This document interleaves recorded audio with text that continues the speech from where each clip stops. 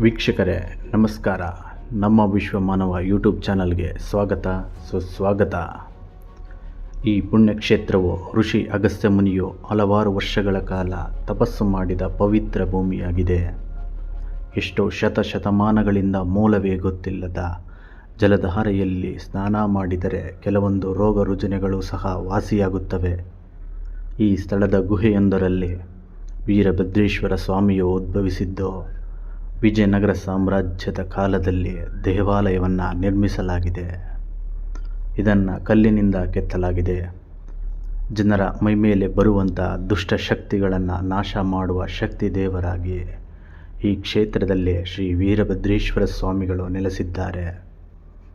ಈ ಕ್ಷೇತ್ರವು ಧಾರ್ಮಿಕತೆಯ ಜೊತೆಗೆ ಪ್ರಕೃತಿ ಸೌಂದರ್ಯತೆಯಿಂದಲೂ ತುಂಬಿ ತುಳುಕುತ್ತಿದೆ.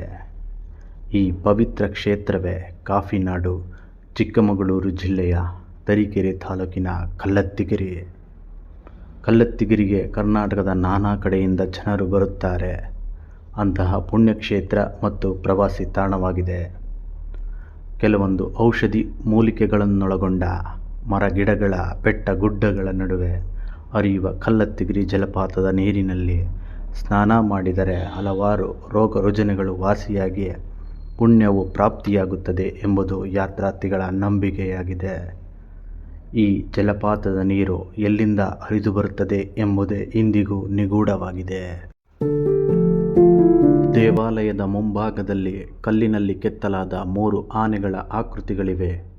ಇವುಗಳ ಮೇಲಿಂದ ಜಲಪಾತದ ನೀರು ಹರಿಯುವುದು ಹಾಗೂ ಬಸವಣ್ಣನ ಬಾಯಿಯ ಮುಖಾಂತರ ನೀರು ಬರುವುದು ವಿಶೇಷವಾಗಿದೆ. ಈಶ್ವರ, ಪಾರ್ವತಿ, ಗಣಪತಿ ಮತ್ತು ದತ್ತಾತ್ರೇಯರ ವಿಗ್ರಹಗಳಿವೆ. ಪ್ರಕೃತಿ ಸೌಂದರ್ಯ ಮತ್ತು ಧಾರ್ಮಿಕ ನಂಬಿಕೆಗಳಿಗೆ ಹೆಸರಾದ ಈ ಸ್ಥಳವು ಪ್ರವಾಸಿಗರಿಗೆ ಅತ್ಯುತ್ತಮವಾದ ತಾಣವಾಗಿದೆ. ಪಶ್ಚಿಮ ಘಟ್ಟಗಳ ಶ್ರೇಣಿಯಲ್ಲಿರುವ ಈ ಪ್ರದೇಶವು ದಟ್ಟವಾದ ಕಾಡನ್ನು ಹಾಗೂ ತಂಪಾದ ವಾತಾವರಣದಿಂದ ಕೂಡಿದೆ. ಎತ್ತ ನೋಡಿದರೂ ಭೂಮಿಯ ಮೇಲಿನ ಸ್ವರ್ಗದಂತೆ ಗೋಚರಿಸುವ ಪರಿಸರ. ಕಲ್ಲತ್ತಿಗಿರಿ ಜಲಪಾತವು 300ರಿಂದ 400 ಅಡಿ ಎತ್ತರದಿಂದ ಹಂತ ಹಂತವಾಗಿ ಧುಮುಕುವ ಮನಮೋಹಕ ಜಲಪಾತವಾಗಿದೆ. ಈ ಸ್ಥಳಕ್ಕೆ ಬರುವುದಾದರೆ ಬೀರೂರಿನಿಂದ 25 ಕಿಲೋಮೀಟರ್, ತರೀಕೆರೆಯಿಂದ 24 ಕಿಲೋಮೀಟರ್, ಲಿಂಗದಹಳ್ಳಿಯಿಂದ 10ರಿಂದ 12 ಕಿಲೋಮೀಟರ್, ಕೆಮ್ಮಣ್ಣುಗುಂಡಿಯಿಂದ 10 ಕಿಲೋಮೀಟರ್.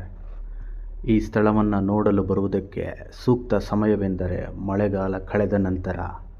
ಜೂನ್ನಿಂದ ನವೆಂಬರ್ ತಿಂಗಳು ಕಳೆದ ಮೇಲೆ ಮಳೆಗಾಲದಲ್ಲಿ ಈ ಸ್ಥಳಕ್ಕೆ ಬರುವುದು ಸೂಕ್ತವಲ್ಲ.